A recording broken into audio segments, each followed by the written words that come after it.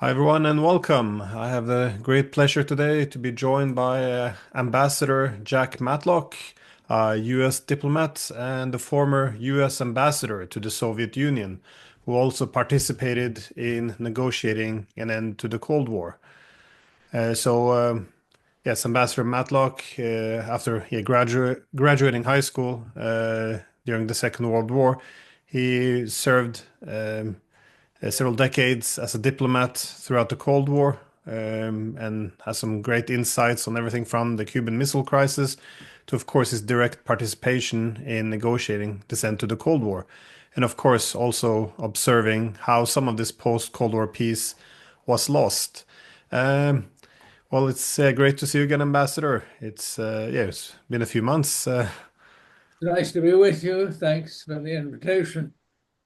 I was hoping we could start by discussing the last years of the Cold War because you wrote a book after the Cold War with the title Reagan and Gorbachev: How the Cold War Ended. Um, I guess for the listeners who are not aware, how did the Cold War come to an end, and what made it possible? Well, I think that we made a decision, or I should say, uh, that President Reagan made a decision that we had to start more actively negotiating if we were going to bring about an end to the Cold War, or if we didn't end it totally, at least to reduce arms and uh, and have a peaceful relationship. And I was asked to come on the national security staff and this was toward the end of his first administration. I was asked to come on the staff and advise about a strategy uh, to negotiate an end. So, the first of all, we started having President Reagan make a series of speeches where he would lay out a plan for settling our various disputes with the Soviet Union. And as we developed that, we also developed uh, instructions as to what we were not going to do, because we had people in the administration who were arguing, "Oh, you can't negotiate with them. They don't make agreements that they keep. All you can do is bring pressure to bear on them." And these were very prominent in his administration. But one of the first things after I came on the staff was that we had a very small meeting, not on his schedule, but with just, I think there were only 7 people there, the Secretary of State, Secretary of Defense, Chairman of the Joint Chiefs, and uh, myself and the National Security Advisor. And what Reagan was saying was, look, we're going to negotiate with the Soviet Union. That when I first came into office, I thought we were too weak, but we've built up our strength sufficiently. We're going to negotiate. And I know that the Secretary of Defense Weinberger said, well, now, they don't keep their agreements or something like that.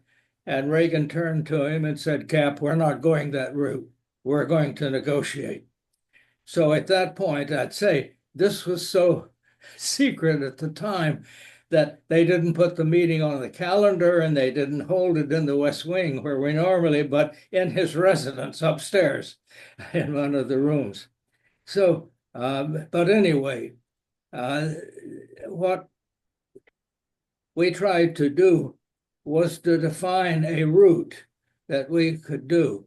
And the key part of that was a speech that I I was the main drafter that he gave in January.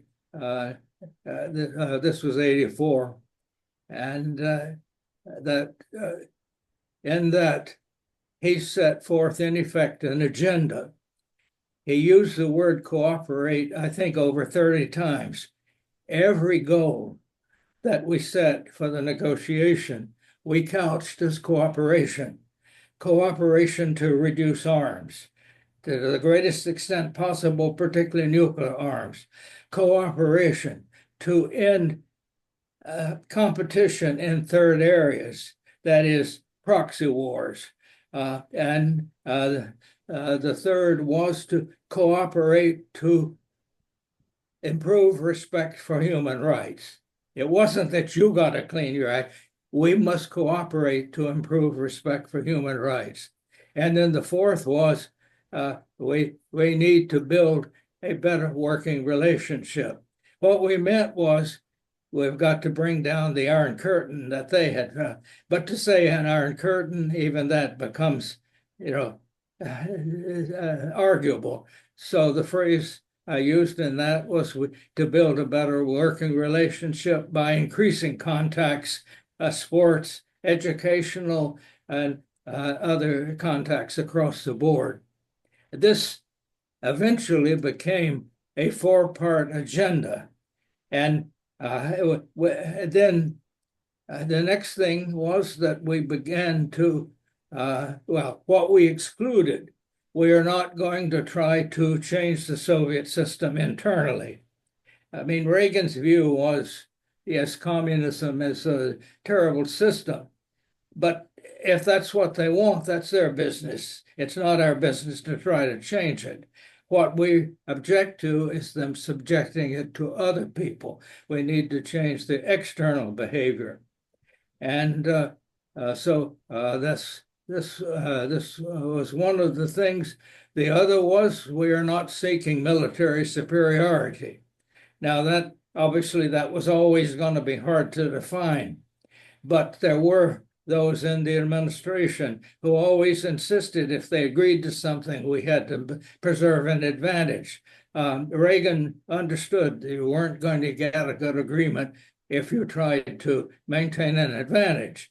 And so he put these restrictions actually in a sort of a secret directive to the entire bureaucracy. The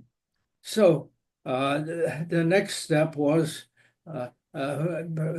particularly once there was an agreement that they would meet. Of course, Reagan had sent a letter to Gorbachev when he first became General Secretary, inviting him to come to Washington. And eventually it was decided that they would meet in Geneva. And so at that point, we began by quiet diplomacy to discuss with them what could come out of that. It was pretty clear at that time it was going to be hard to get to a big arms control agreement. Our positions were too far apart. But I developed a group of about 35 or 40 maybe cooperative projects in various areas. And but before announcing that publicly, we went to them privately and say, we're thinking about these things. If you have big problems with some, we'll forget it. Maybe you want to add some. Let's discuss how we could cooperate in those areas. And it was anything from more educational exchange to cooperation in what we now call clean energy and so on. And so we began to try to put together before the meeting a group of things that we could announce. And as I said, everything we asked for was cooperation to achieve a goal. Now, just before we got to the first meeting, President Reagan dictated sort of a note to himself and staff as to what he wanted to achieve at that meeting. And then his secretary typed it up and he made a few corrections. It was handed to me as we got on the plane to go to Geneva, where the meeting was. And I was told that we should look through it, and if he had any errors, we could discuss that when we briefed him in Geneva. The interesting thing about that was that, first of all, he recognized that Gorbachev is not a dictator. He's got the Politburo, and he's got to justify what he does. Second, he pointed out the most important thing we had to achieve was some trust between us. And then he spent more time on human rights than anything else. He said, this is too important. We have been too public on it. If we hammer at them publicly, it's not going to help the people who are suffering. We need to do it privately. And then almost the second to the last sentence was, whatever we achieve, we must not call it victory. That would simply make it harder to make any more progress. And this was his attitude throughout. So I guess what I'm saying is what we tried to do was to diminish the public polemics. Of course, they continued to a degree, but we began at that point to, first of all, a very active correspondence dealing with the issues, and whenever there was something that the other side didn't like, we stopped terminating any communication. And I know Reagan said we don't walk away from negotiations. If there's a problem, there's all the more reason to talk about it. So that essentially, and within about 2 or 3 years, the agenda that we had set forth became a joint agenda. Later, much later, after the Cold War had ended, and I asked the then Soviet foreign minister, I said, that was our agenda. How did we get by with making it a joint agenda? He said, you never claimed it was yours. And I said, were you guys aware of it? And he said, well, of course. But the fact we could sell it as a joint agenda because you weren't trumpeting it as yours. So I think there were a number of lessons there. And I would say that, after the end of the Cold War, and particularly after the breakup of the Soviet Union, which was not caused by our policies, that's another thing. Too many people feel the Cold War ended when the Soviet Union broke up. No, it was over at least 2 years before the Soviet Union broke up. The Soviet Union broke up because of internal pressures and actually, if the Cold War had continued, the Soviet Union would probably still be with us because it was these external pressures that was really keeping it together. But we started after the end of the Cold War I would say there almost seemed to be a campaign to try to revive the Cold War and with Russia and then eventually with China. And this because we in effect stopped any of the negotiations because during the first Bush administration, the big issue there was German unification, the unification of the two German states. And as we were negotiating that, Gorbachev was then the Soviet leader, and they were insisting that, first of all, there be negotiations between the two and German states, whereas West Germany had said, look, just let those Länder join in our current constitution. In other words, they would simply be absorbed. in West Germany without negotiations giving them special status. And but at that time, our Secretary of State, following an idea that first was developed by the German Foreign Minister Genscher, that we should pledge that there would be no expansion of NATO to the east. Now, that was a time where there was still a Soviet Union and still a Warsaw Pact. And actually, when the Secretary of State Baker presented this idea, he said, assuming there is no expansion of NATO, not 1 inch, wouldn't it be better to preserve NATO and to preserve an American presence in Europe to help ensure the stability? And Gorbachev answered, well, of course, any expansion of NATO is unacceptable, but what you say, I understand, and it seems to make a lot of sense. What Baker had implied was we need to keep NATO, and we need to keep Germany in it, or else Germany could be a threat again. And Gorbachev actually added, we no longer object to some American military presence in Europe.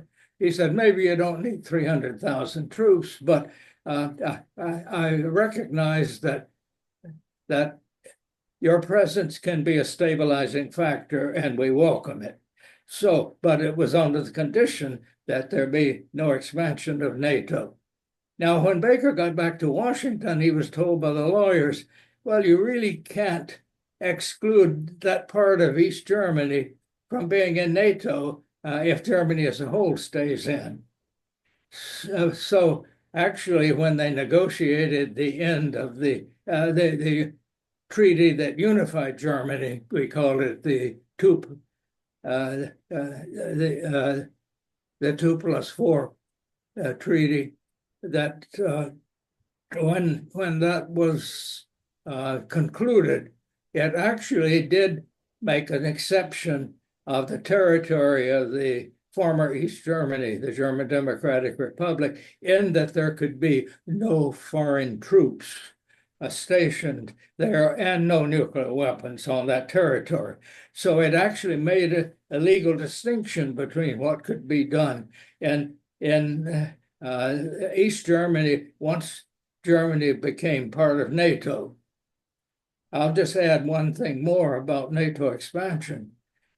The problem was, as far as the Russians were concerned, and this was made clear in the mid-90s when President Clinton was negotiating with Yeltsin, was that they didn't object so much to expanding the alliance and giving the Title V guarantees, but what they were adamantly against was any foreign bases, particularly American bases in the new territory. But what began, and then eventually, I think around 1999, there was actually an agreement between NATO and Russia. But though it did not totally forbid foreign bases. And I would say that and people today, those who say that, oh, well, this Ukraine war, it has nothing to do with NATO expansion, they get it absolutely backwards. It has everything to do with NATO expansion and, very importantly, the establishment of American bases in the new territories. And the big issue of that came up, of course, first in the second Bush administration and then in the Obama administration, when the Russian government opposed the stationing of anti-ballistic missile in Poland and Romania. Now, one could say, why should he worry about that? With these particular missiles, actually, could be used either offensively or defensively, depending upon the software.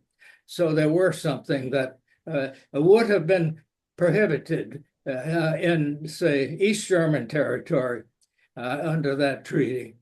And then President Putin proposed, okay, if these are defensive missiles, why don't we have a joint program? And Obama said, well, I'll think about that. And then later he said, no, there can't be a joint program. I would go back to earlier. If Gorbachev had made a serious proposal to Reagan that we have a joint program in the defensive weapons, Reagan would have jumped at it. And so this, I would say there must be a complete turn. So all of this, I think, does cast light on what the problem is today. And the thing is that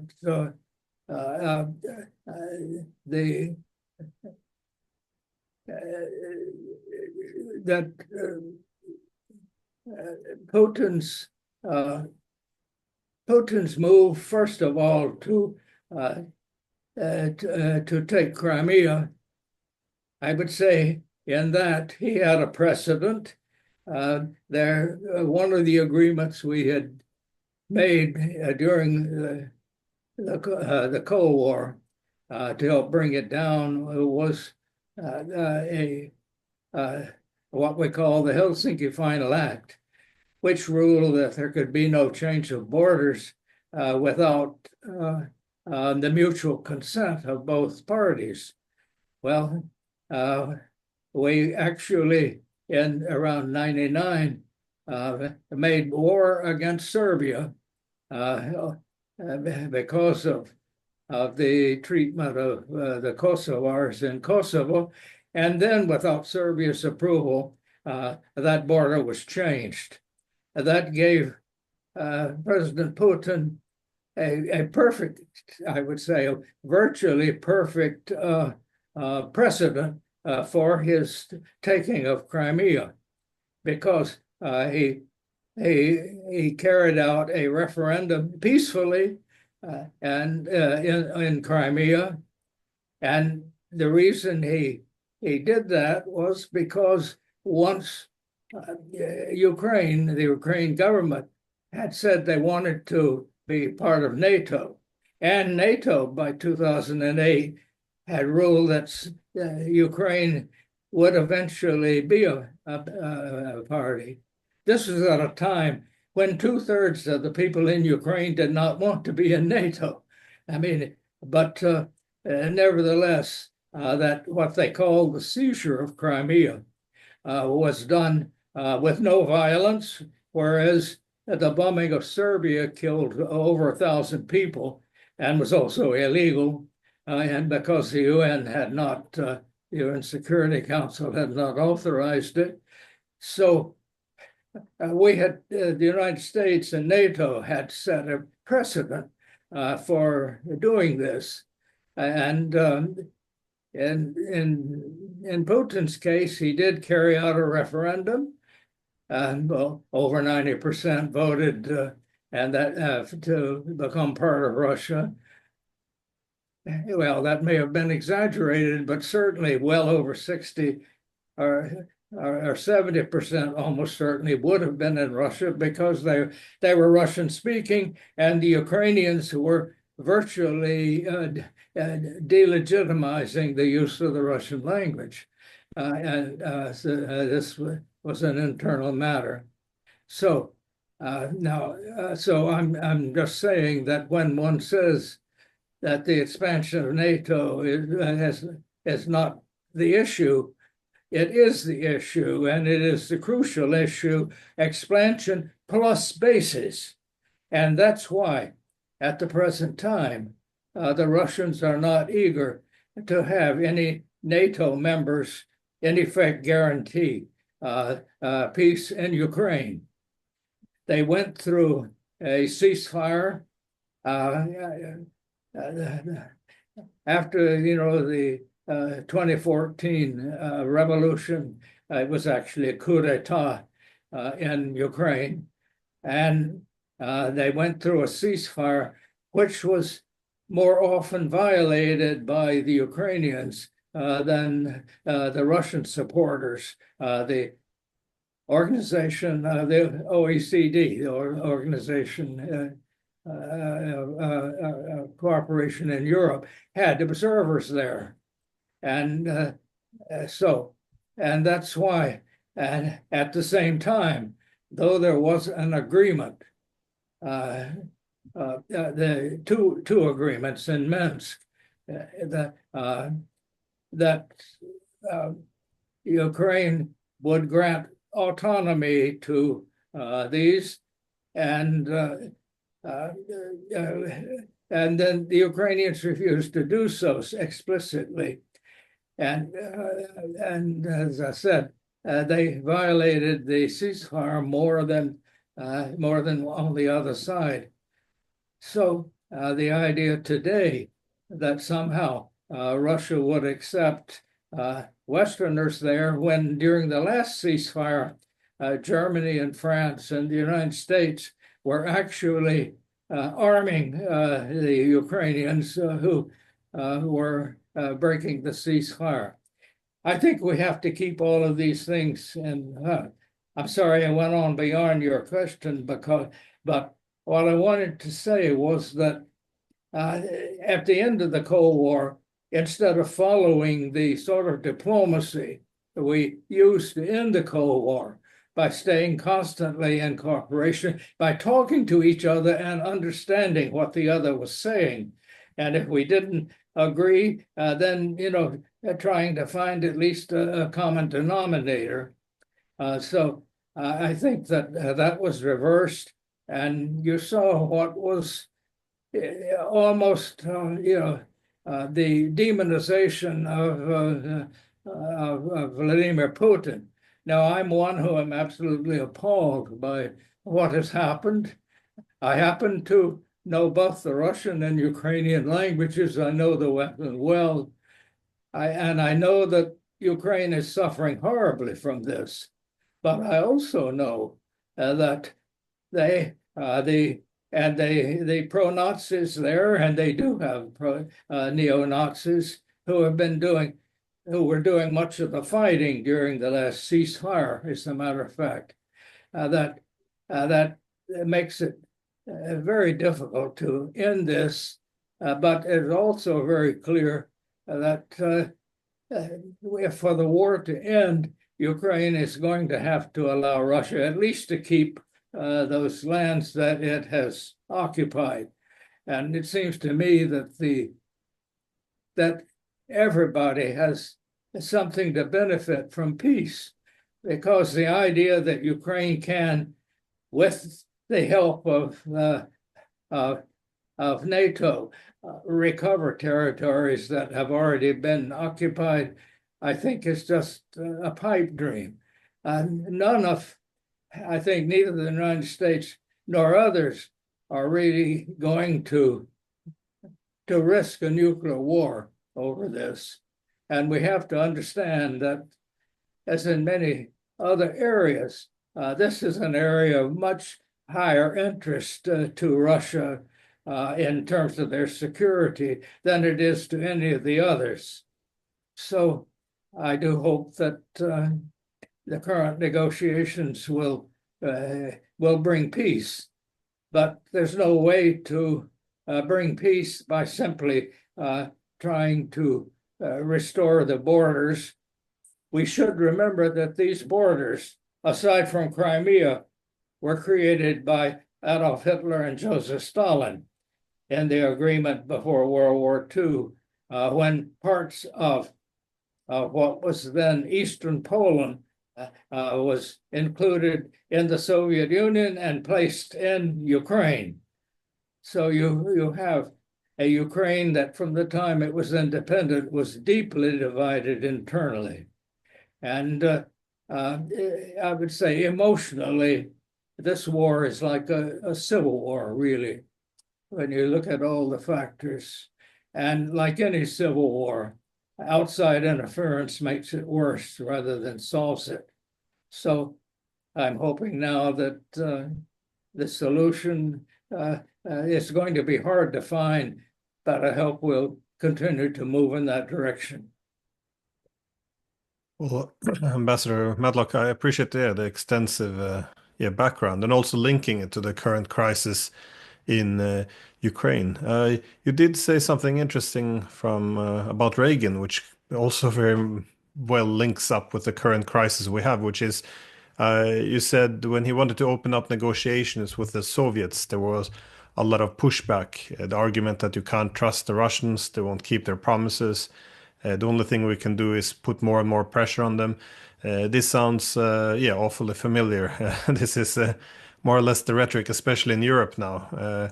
But why? I guess I have a twofold question. One is why was there such a big resistance towards diplomacy, and what made Reagan um, effectively push anyways? Because for many, he was seen as to be a hawk, pushing against the evil empire. How did he become the main figure to be able to push through this resistance and actually pursue diplomacy?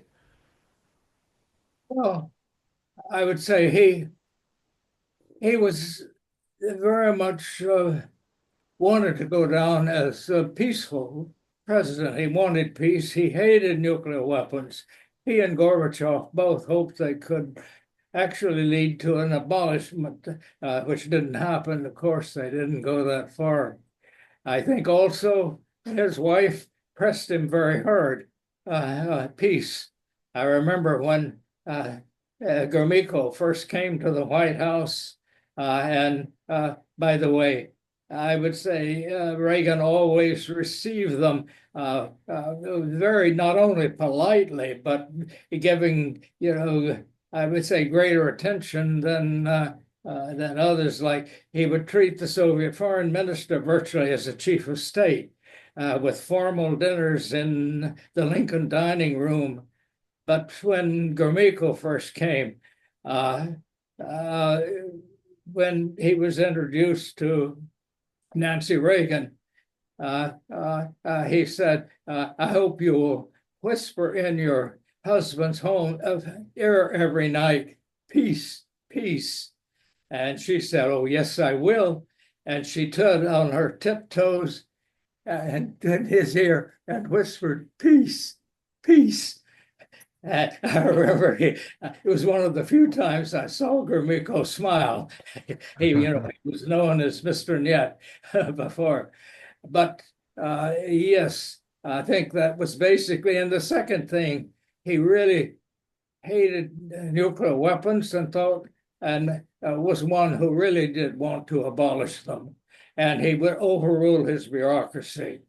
So in effect, although he kept these, we call them now neocons, and he didn't like to fire people. He kept them in the administration, but he would overrule them whenever they had.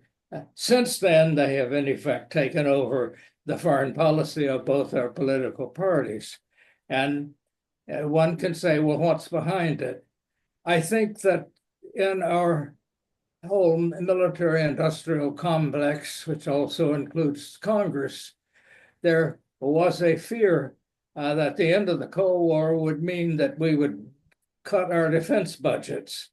So somehow you've got to find the peer competitors in the world to justify these big defense spending.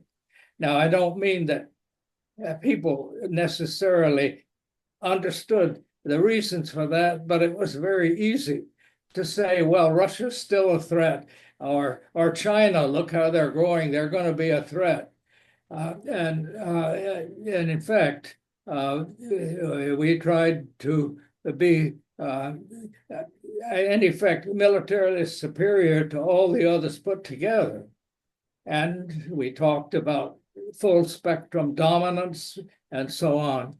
Well, it's very clear that other countries are not going to react very well to that. And I think the whole idea that we had a unipolar world was mistaken, because we didn't have a bipolar world before. Even if the US and the Soviet Union had agreed on everything, we couldn't change other countries because the idea that an external power can create democracy in another country, I think is just totally irrational, because if democracy is governed by the people of that country, how can other countries create it? So when you get involved in another country's politics, you usually do a disservice to those you're favoring, because nobody wants to have others interfering. So, but I think that it's no accident that as we tried to spread democracy to other countries by using military force or economic compulsion, we not only failed, but we've ended up losing much of our democracy at home. Yeah, well, this the concern about the military budget is always linked also to the alliance systems, because this is why a lot of scholars are critical of alliance systems during peace times, because they need to perpetuate, I guess, a conflict, which is why even after the demise of the Soviet Union, you saw NATO suddenly becoming very pushy that, it had to go out of area or out of business, it had to expand or die. So in other words, it needs a new mission. Otherwise, alliance systems tend to fall apart when peace breaks out. And I think this is part of the panic in Europe now as well, that the Americans have signaled that they have other priorities. So I think when the war ends and the Americans are shifting their priorities and reducing their presence in Europe, that this is fair to diminish, I guess, the geopolitical relevance of Europe.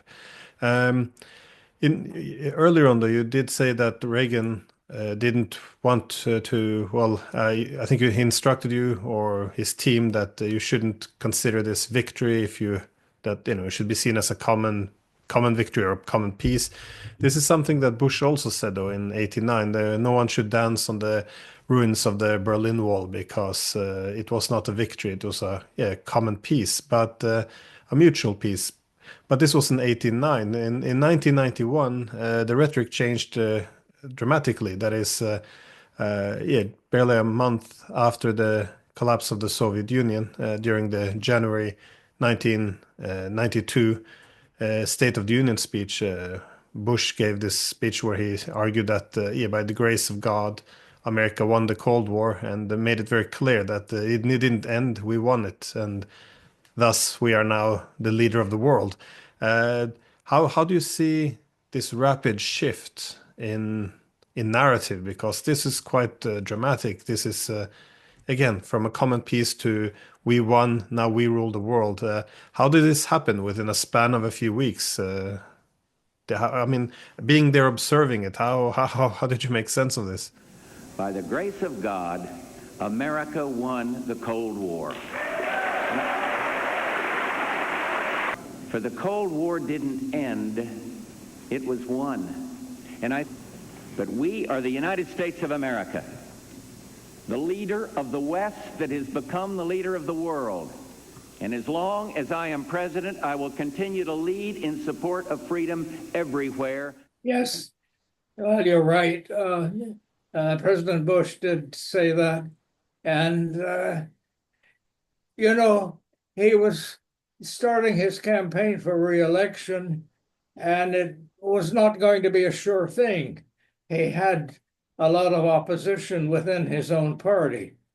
And so I think he was trying to, in effect, defend his record, say, oh, we won the Cold War. In effect, that's, you should re-elect me. I know that Gorbachev was very displeased by that.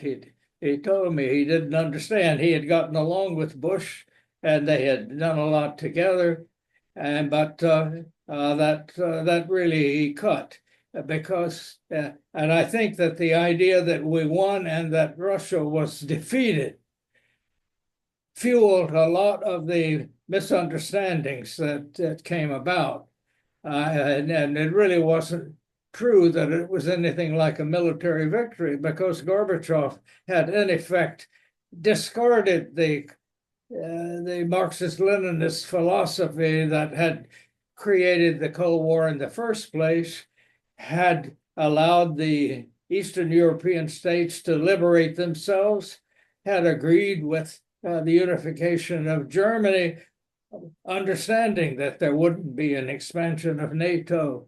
And all of this was very difficult politically for him at home. And of course, eventually he was forced out by Yeltsin.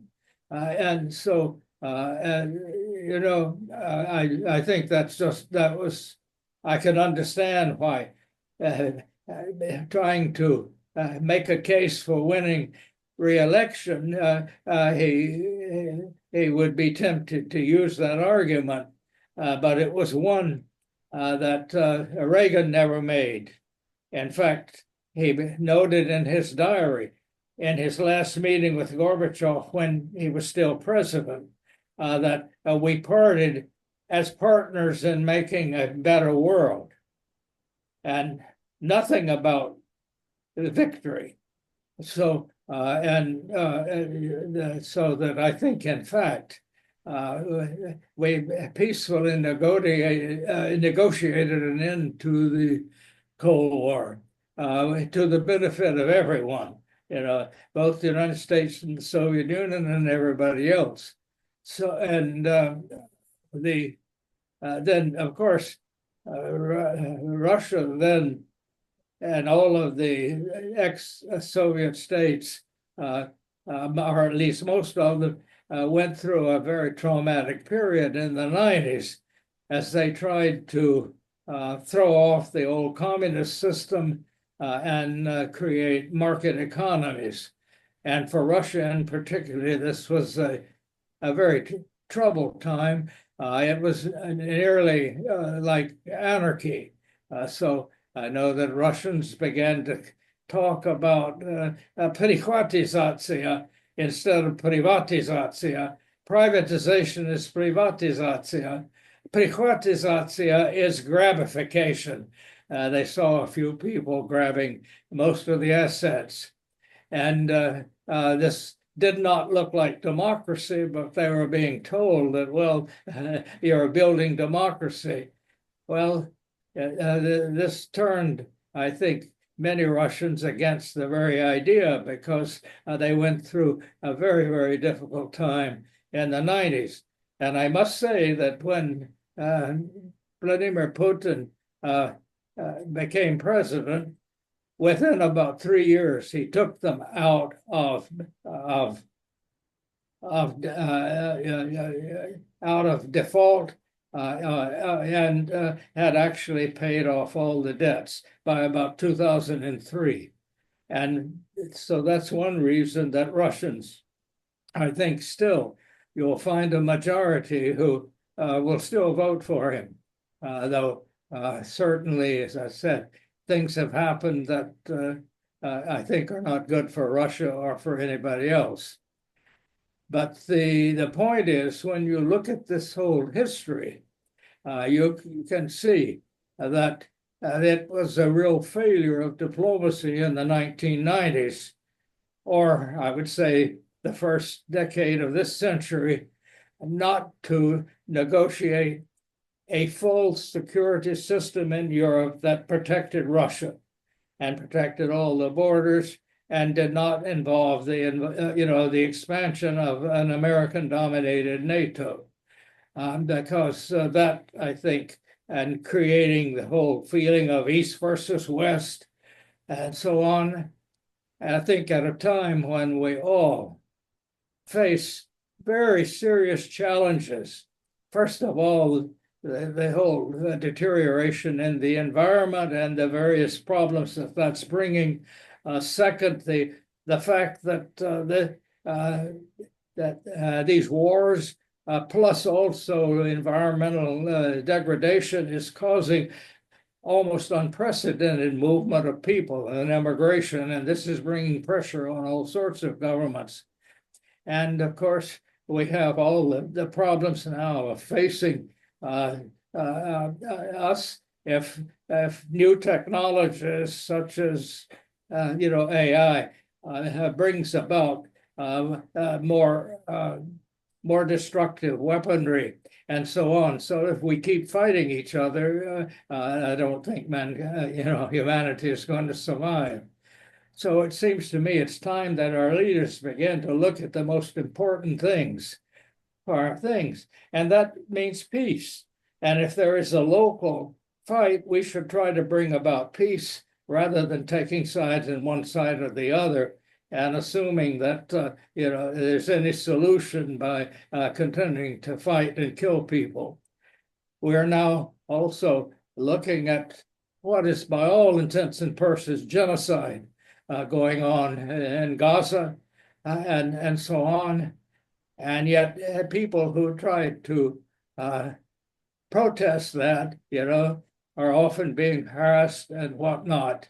And I think it is just as bad to deny that genocide is going on now as is to deny the Holocaust. Of course, the Holocaust was a terrible thing, and we should have learned the lesson. At the time, I was alive then, high school student, but basically the war was on. We didn't know what was going on. The thing about Gaza, we do know what's going on. And yet, you still find people who will defend it. I don't understand that. Well, I guess, final question. Do you have any advice for European leaders? Because in Europe now, it's at least in America with Trump, you have someone pushing for peace. In Europe, they are very hardened. I think they all got stuck in these narratives where they envision that Putin is the new Hitler, or Russia wants to restore the Soviet Union. So everything feels like a replay of World War II, in which there is no possibility of negotiating. Again, it sounded a bit like what Reagan won and you were up against, this idea that there's no point to talk to the Russians, you can't trust them, we just have to mount as much pressure as possible. And this is the extent of the discussion, and even suggesting that Russia has legitimate grievances is usually treated as display of treason, or no, I would say treason. It is zero tolerance for dissent now. So what would your advice be to European leaders? Because there's no good, and no one sees victory on the battlefield yet. That's the only game they have to play, it seems. So do you have any advice how to get out of this mess as someone who gone through these negotiations in the past? Well, I don't think that. I think everything has become much too militarized. And actually, it's rather absurd, I think, for both Western and Eastern Europe to think that Russia is a threat to them. The only thing that will create a Russian threat would be American bases with nuclear weapons on their soil. Yes, then they would become targets, no question about that. But, if Russia couldn't even conquer Ukraine, and I don't think they set out to conquer them totally, as people think, but if Russia couldn't conquer Ukraine in 3 years of war, I mean, how are they going to take on any European country that is a member of NATO? I mean, this would be totally insane. So the idea that if war ends there on terms that Russia accepts, that they'll suddenly go after Western Europe, I think has no credibility whatsoever. And the analogies with things that happened before the Second World War are simply not applicable today. The things are quite different. And in other words, I see no reason that Europeans shouldn't be defending themselves. And it does seem to me that the old idea that if you don't have America in there, Germany will dominate again, it seems to me that's not necessarily the case. The German leadership and German attitudes are quite different from the ones they had, between the two world wars. So I think that I see no need for the Europeans to have necessarily the United States there. I think the United States, including our current government, will respect our current commitments to NATO. Yes, if any of them are attacked. But, the NATO doesn't say you'll go to war. It says that if an attack on one would be considered an attack on all, and that the governments should consider how to respond.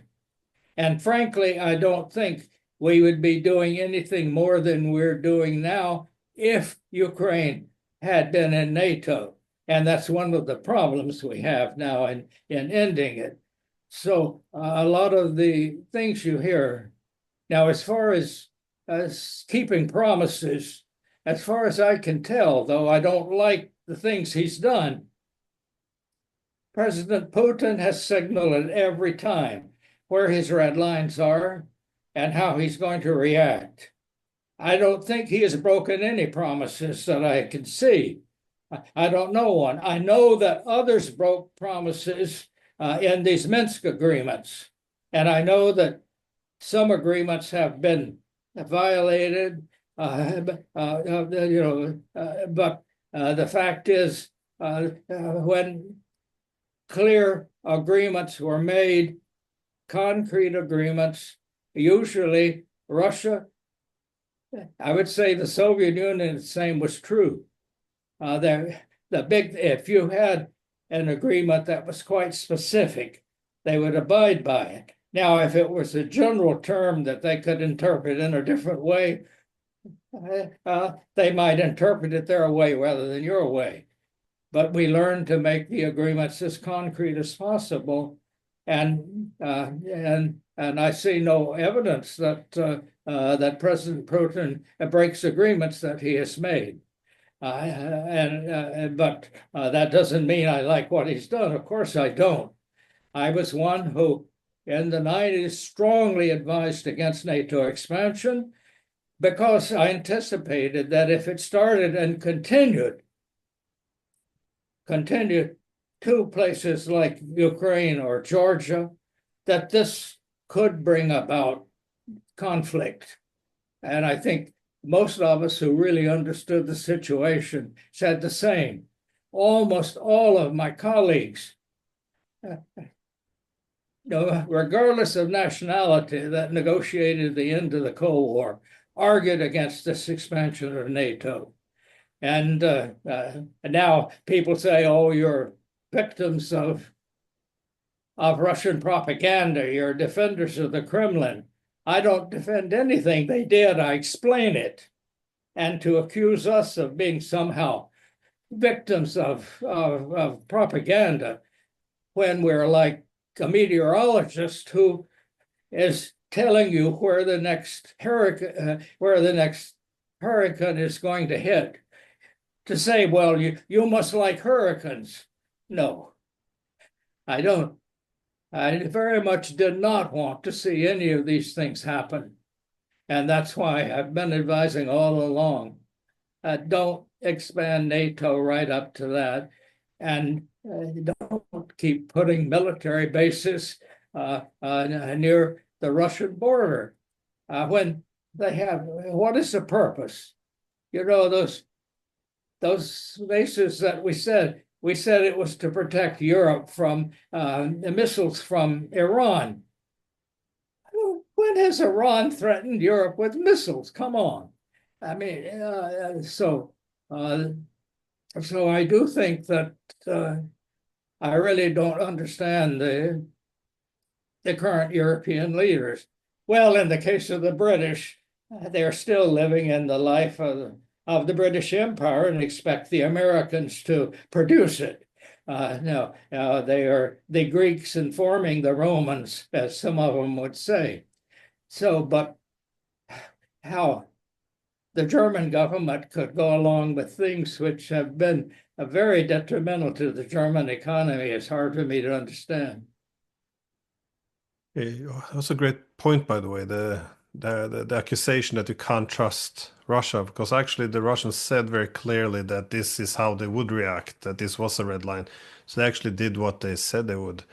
And oh well, yeah, just as a final comment, I guess, what you said about you being strongly opposed to NATO expansion, you saw this across also the Clinton administration, that is William Perry, the defense secretary, even considered to quit.